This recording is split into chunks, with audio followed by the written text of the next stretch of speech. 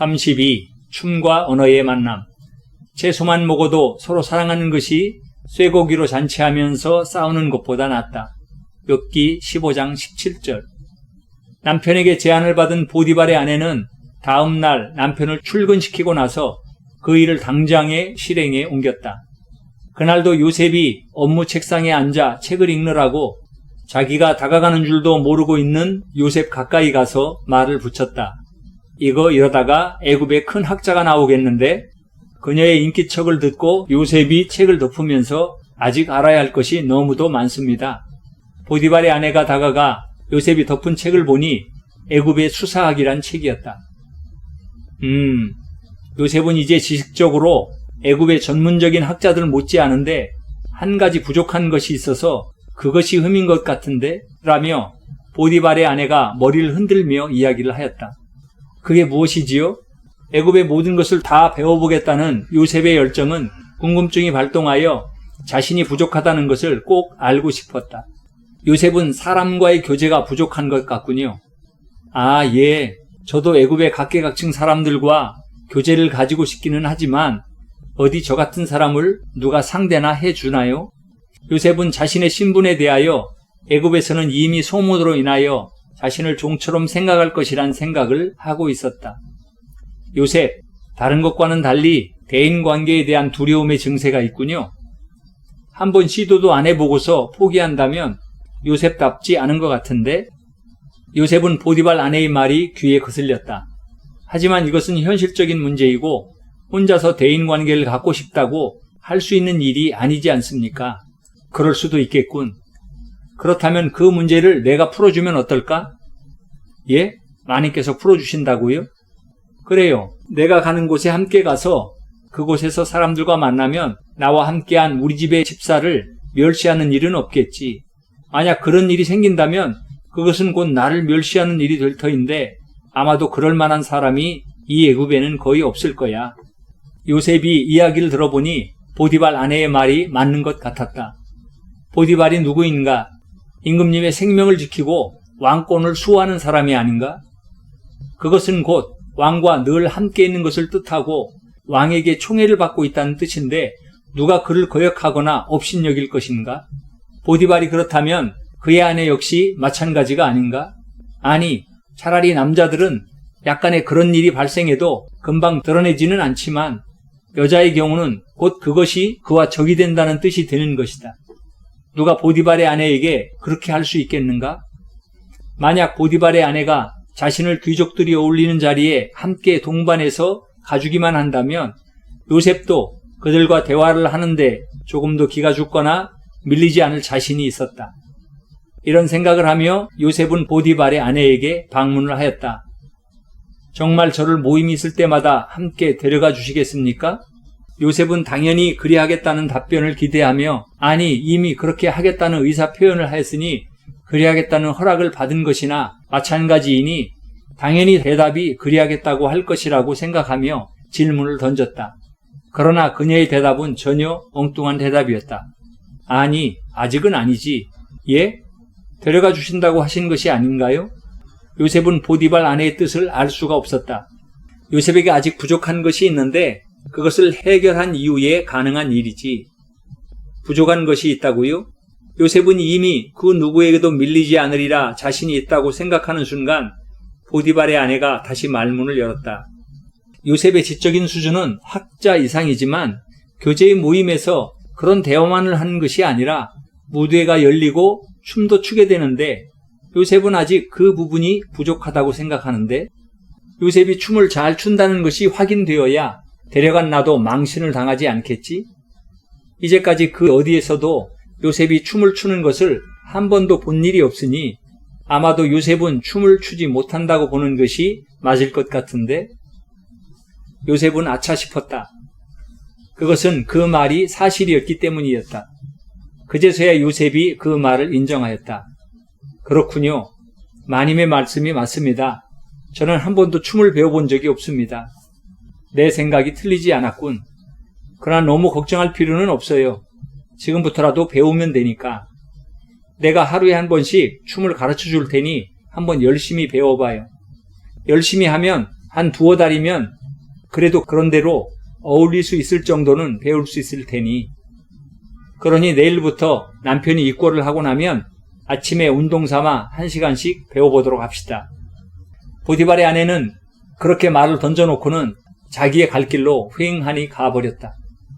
요셉은 비로소 어떤 것도 하나에 편중되어 치중하거나 혹은 반대로 전혀 모르는 분야가 있는 것도 문제가 된다는 것을 생각하며 읽던 책을 다시 들었다. 다음 날 아침부터 보디발의 아내에게 약속한 대로 춤을 배우기를 시작하였다. 보디발의 아내는 요셉의 춤을 지도해 주기 위해서 춤을 가르치는 춤 선생과 악사들을 준비해 놓고 있었다. 그중 춤을 가르치고 때로는 파트너로서의 역할을 해줄 춤 선생은 요셉보다는 약간 더 나이가 들어 약 30살 정도 되어 보이는 아름다운 여인이었다. 우선 보디발의 아내는 춤 동작을 배우기 전에 악사들이 연주해주는 음악을 10분 정도 먼저 듣게 하였다. 보디발 아내의 말에 의하면 춤은 스텝이고 그 스텝은 리듬에서 나오기 때문에 음악을 들으면서 리듬을 많이 익히는 것이 중요하다고 하였다. 그렇게 음악을 듣고 나자 이제는 음악 없이 리듬에 맞는 춤의 기본 동작을 배워야 했다. 그러기 위해서는 먼저 파트너와의 호흡을 맞추기 위한 기본 자세를 배워야만 하였다. 드디어 춤 선생 앞에 요셉이 섰다. 그러자 춤 선생이 왼손을 가져다 자신의 손을 마주잡게 하고 오른손은 자신의 어깨 아래에 뒤편을 잡으라고 하였다. 그런데 요셉은 기본 자세를 잡아주는 그 춤 선생 앞에서 춤에 들어가기도 전부터 진땀을 빼야 하였다. 왜냐하면 요셉은 이제까지 한 번도 어머니 외에 다른 여성과 손을 잡아본 적도 없었기 때문에 여성과 함께 손을 잡고 춤을 춘다는 것 자체가 요셉에게는 쑥스럽고 진땀이 나는 일이었다. 더불어 얼굴은 자꾸만 화끈거리며 붉어져 오고 있었다. 그러다 보니 긴장을 하여 요셉의 손에 힘이 꽉 들어갔는지 춤 선생의 얼굴이 일그러졌다. 그러자 당장 보디발의 아내가 핀잔을 주었다. 지금 씨름해요? 힘을 빼고 살며시 잡아야지. 이렇게 시작된 요셉의 춤 교습은 횟수를 거듭하고 날을 거듭해가면서 서서히 쑥스러움이 사라져갔고 조금씩 춤 동작이 제대로 나오기를 시작하였다. 그렇게 배우기를 두어 달, 요셉은 당시 국제사회에서 문화의 중심으로 꼽히던 애굽의 무도회에서 적용할 만한 다양한 사교춤들을 모두 익힐 수 있었다. 하지만 보디발의 아내가 볼 때에는 아직도 부족하다고 느꼈다. 춤들을 다 익히고 웬만한 사람과 함께 출 수 있는 정도는 되었지만 춤이라고 하는 것이 어디 대충 출 수 있게 되었다고 해서 다이던가? 어느 분야나 마찬가지이겠지만 비록 이것이 사교를 위한 춤이라 하여도 정말 춤을 춘다고 하는 것은 본인 자신이 춤을 어떻게 추는지 형식이나 방법을 아는 정도가 아니라 그에 몰입이 되어 손가락 하나, 발끝 하나까지 그 선과 방향이 정확하도록 움직임 하나하나를 바르고 정확히 해야 하며 또한 그 동작마다 자신의 철학과 깊은 정신이 담겨 있어야 그것이 진짜 춤인 것이다. 더구나 남성으로서 여성 파트너와 함께 팀이 되어 추는 춤이라면 상대방을 섬세하고도 친절하게 리드하고 안내하면서 추어야 보는 사람들도 감탄을 하게 마련인 것이다.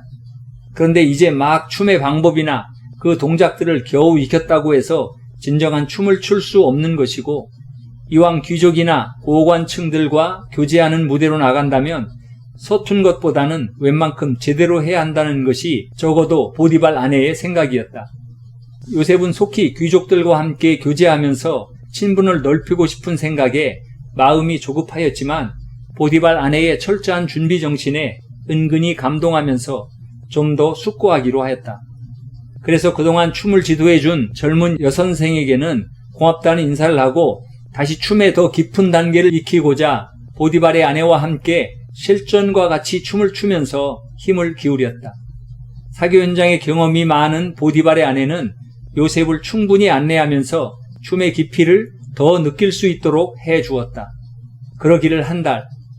그렇게 음악과 함께 그리고 파트너와 함께 혼연일체가 되어 춤을 추는 것이 마치 한 마리의 새가 하늘을 날아가는 것 같은 모습이었다. 거기에다 요셉은 시간이 날 때마다 파피루스로 만든 책을 통하여 춤이 나온 시기의 사회와 문화의 배경을 이해하므로 요셉의 춤은 더더욱 그 깊이를 더해갔다. 처음 춤을 시작하던 때 나무 토막처럼 뻣뻣하던 요셉은 이미 자신만의 춤의 세계를 만드는 전문가의 수준이 되어 있었다. 보디발의 아내는 기가 막혔다. 무엇이든 일찍 익히고 소화한다는 것을 느끼고는 있었지만 이렇게까지인 줄은 몰랐던 것이다. 그것이 바로 요셉이었다. 보디발의 아내는 비록 나이는 자신보다 훨씬 아래이지만 요셉에게서 남성의 모습을 발견하였다. 수많은 날들을 전투에 참가하여 생사의 기로에 서 있던 남편을 보며 가슴을 졸여가며 젊은 시절을 보내야 하였지만 전투가 끝나고 돌아오면 부부로서의 잔잔하게 정을 나누고 때로는 정언과 호숫가를 거닐면서 대화를 할 시간도 있었지만 그건 전투에서 적을 무찌르고 승리자의 모습으로 수많은 애굽인들이 개선가를 불러주는 노랫소리에 맞추어 애굽으로 입성하여 왕 앞에 서게 되었을 때 왕은 그간의 공을 인정하여 남편을 성 안에서 왕의 생명을 보호하고 경호하는 군대를 움직이는 경호대장으로 임명을 하였었다. 그러나 그 임무가 막중하고 중요하였으며 더구나 자잘한 일들에 신경을 써야 하는 일이 잦은 일이다 보니 그 이후로는 전투에서 생명을 잃을 위험으로 인하여 마음 졸일 일은 거의 없었지만 인생을 함께하는 동반자라는 부부의 모습으로서는 오히려 시간과 생을 같이 할 기회가 그만큼 더 줄어들었고 속마음은 부드러웠음에도 불구하고 자신의 위치와 역할 때문에 겉으로 표현하는 것이 항상 거칠거나 무뚝뚝하게 하다 보니 중년을 맞아가는 보디발의 아내의 마음속 어딘지 모르게 허전함이 자리를 잡고 있었던 것이다. 그러나 보디발의 아내는 이미 이러저러한 일에 대처가 능숙해진 사람이었다. 그러한 자신의 마음을 가슴속 깊이 묻어두었던 것이다. 그리고 그 후로부터 각종의 연애나 대신들의 사교 모임 때마다 요셉을 동반하고는 하였다. 다만 보디발의 아내는 요셉에게 앞으로 자신을 호칭할 때 부인이라고 호칭하도록 일러두었다. 보디발의 아내에게 부인이라고 호칭을 하면 요셉이 그와 비슷한 위치가 되고 그렇게 되므로 다른 귀족들이나 왕족들과 대면할 수 있는 사람이라는 것을 상징하여 표현하는 표현법인 것이었다. 만약 사교 모임에서 다른 사람들이 버젓이 보는 앞에서 보디발의 아내에게 마님이라고 호칭을 한다면 아마도 사교 모임에 참석한 사람들이 요셉을 거들떠보지도 않을 것이며 또한 보디발의 아내 역시 이상한 사람이 되고 말 것이다. 그러므로 보디발 아내가 치밀하고 빈틈이 없다는 것은 그런 면에서조차 읽어볼 수 있었다. 그날 저녁 보디발이 돌아오자 저녁 식사를 하면서 보디발의 아내는 보디발에게 그간의 이야기를 하면서 앞으로 요셉을 동반하여 각종의 무도회에 나가 사람들과 교제할 수 있도록 하겠다는 이야기를 남편에게도 일러두었다. 그래도 한 1년은 걸릴 것이라고 생각을 하였는데 6개월이 조금 넘어서 춤을 다 익히고 대충 익힌 정도가 아니라 춤꾼같이 완벽하다는 말을 듣고 보디발은 속으로 은근히 놀랐다. 물론 나중에 교제하는 곳에 가게 되면 자연스럽게 요셉이 춤을 추는 모습을 보게 되겠지만 보디발은 사실 믿어지지가 않았다. 그러나 그렇다고 하여 아내가 허풍을 떨거나 엉뚱한 소리를 할 사람은 아니었다. 남편에게까지 요셉에 대하여 알리고 나자 보디발의 아내는 서서히 요셉을 몇 번의 파티 자리에 동반하여 갔고 그때마다 역시 무도회가 열리곤 하였다. 그러나 가기 전에 보디발의 아내는 요셉에게 이르기를 앞으로 특별한 응급이 있을 때까지는 누가 춤을 권하여도 절대로 춤을 추지 말라고 일러두었다. 보디발의 아내는 속으로 생각하였다. 아무리 춤을 잘 추어도 일단 이런 분위기에 어느 정도 적응되어야 당황하지 않게 되고 한번 당황하게 되면 실수하게 마련임을 자신의 젊었을 때의 경험으로 잘 알고 있었다. 자신도 어머니의 권유로 춤을 배울 대로 배우고 나서 어느 정도 자신이 있다고 생각을 하였는데 어머니를 따라 어느 대감댁에서 여는 파티에 참석을 하였는데 많은 청년들 중에서도 누구인지는 몰라도 유난히 눈에 띄는 사람이 있어서 자꾸만 그곳으로 눈길이 가곤 하였었다. 식사가 끝나고 무도회가 열리자 먼저 어른들이 나와 부부간에 혹은 파트너를 바꾸어 춤을 추면서 일에 대한 그리고 서로 친분에 대한 이야기를 나누면서 교제가 무르익어 갔고 젊은이들은 335 모여 이야기를 나누거나 잠시 후에 있을 춤을 출 때 좋은 파트너와 짝하기 위해서 미리 눈도장을 찍어 놓느라 정신이 없었다. 그러다가 드디어 마지막으로 젊은이들만을 위한 춤의 시간이 되었다. 어느 파티나 이 시간이 제일 화려하였고 자녀들을 생각하는 부모님들의 관심이 집중되어 있을 뿐만 아니라 더불어 실제로도 이들이 추는 춤이야말로 아름다운 그 자체이기도 하여 항상 파티에 참여한 사람들은 모두가 집중하여 젊은이들의 춤을 감상하며 때로는 좋은 배우자가 태어날 것을 예측하고는 하였다. 드디어 사회자가 젊은이들의 춤 시간임을 선언하자 자연스럽게 연주하는 음악 소리가 흘러나오기를 시작하였다.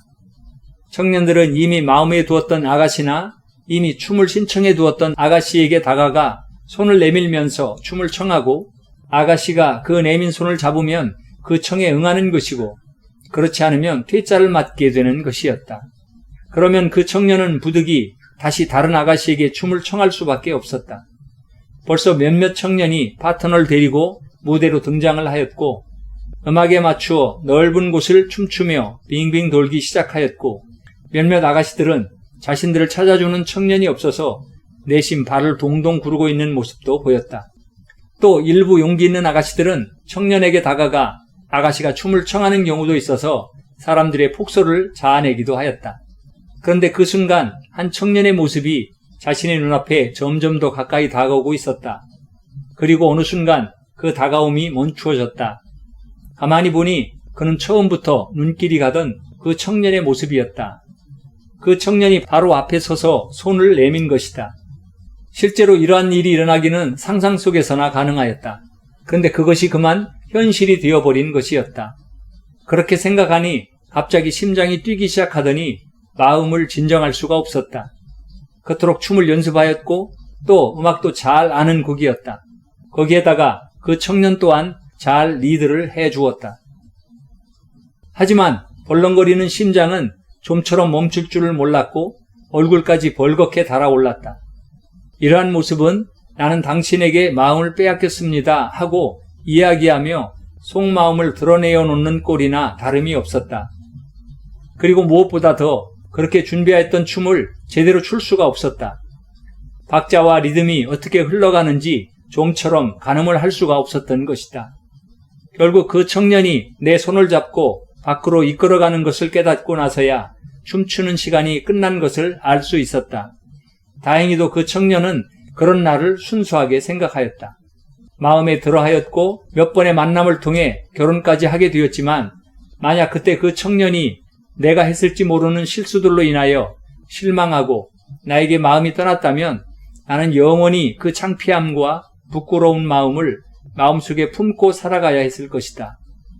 결혼 후 시간이 많이 지난 후 남편에게 그때의 일을 물어보니 남편은 진짜인지 장난인지 모르겠지만 웃으면서 말하기를 그때 나무토막하고 춤을 추느라 힘도 들었고 발도 많이 밟혔었다는 이야기를 했었다. 내 생각에 아마 그것은 사실이었을 것이라고 생각한다. 막연하게 느껴지는 느낌 중에서 뭔가 물컹하지도 그렇다고 딱딱하지도 않은 것이 발밑에서 느껴지던 그 느낌이 무언지 의심스러웠던 것 같았다. 아니 어쩌면 아무것도 아니었다고 스스로에게 체면을 걸고 있었는지도 모른다. 남편은 외모에서 풍기는 아름다움과 더불어 오히려 그렇게 순진한 모습에 더욱 마음이 갔다고 하였었다. 그러나 현대의 젊은이들은 그렇게 감상적인 것 같지는 않다. 맞으면 맞고 틀리면 틀리고 아니면 아닌 것이 분명한 세대가 아니던가. 그러므로 나 같은 일이 생기면 요즘은 백전백패가 분명할 것이다. 그러므로 우선은 몇 번의 모임에 참여하여 눈과 귀로나마 분위기와 상황을 살펴보고 익숙해지게 되면 다음은 문제가 되지 않을 것이기 때문이다.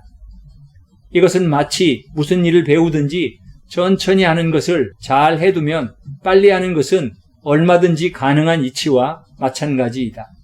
아니 오히려 아가씨들의 입장에서는 요셉처럼 마음에 드는 청년이 있는데 춤을 청하여 주지 않으면 오히려 마음이 더 달아오를 것이고 그러다가 후에 춤을 청하고 또 능숙하게 춤을 리드해 간다면 그것이 훨씬 더 아가씨들의 마음을 사로잡는데 더 큰 효과가 있을 것이다. 그래서 요셉에게 그렇게 시킨 것이었다. 그렇게 몇 번 보디발의 아내와 동행하여 사교 모임에 참여를 하며 이런저런 분위기를 파악한 결과 요셉은 애굽의 귀족 사이의 분위기에도 적응이 되어갔고 얼굴들도 대략 익힐 수가 있었다. 그러나 애굽에 내놓으라 하는 귀족들이나 그들의 자제들 역시 요셉의 등장에 대하여 전혀 거부감을 가지거나 경계를 하지 않았지만 반면에 누구의 눈에 특별히 띄어 요셉에게 관심을 갖는 사람도 없었다. 그런데 가만히 보니 그 원인은 따로 있었다. 가볍게 친숙하도록 한다는 보디발 아내의 생각과는 달리 벌써 사람들 사이에서는 어떻게 알았는지 요셉이 노예였다는 소문이 파다하였고 그래서 누구 하나 요셉을 거들떠보지도 않았던 것이었다.